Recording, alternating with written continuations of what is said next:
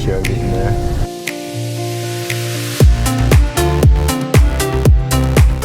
So what do we know about Lewisville? It's kind of mid-cities, north of DFW Airport, kind of right between Fort Worth and Dallas, and there's a lake, right? There's a lake.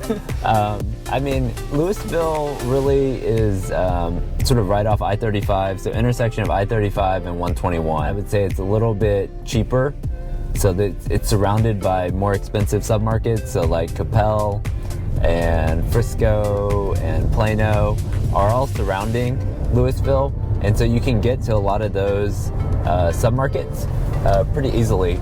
That has helped this submarket a lot. Majority of the properties here in this submarket are really 1980s. There's some 90s construction and some 60s, but majority of the deals here are really Class B. Probably a similar demographic to sort of North Irving in comparison.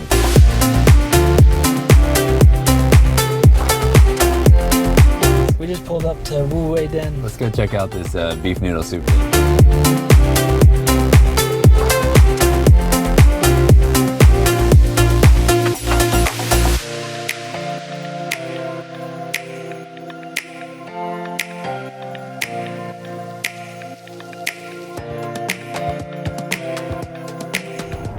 So what's the big draw to Lewisville? We've seen some 60s, 80s, 90s construction. Haven't seen a whole lot of anything worth driving up from Dallas to go see in Lewisville. What do we got on this one? Lewisville is a pretty run-of-the-mill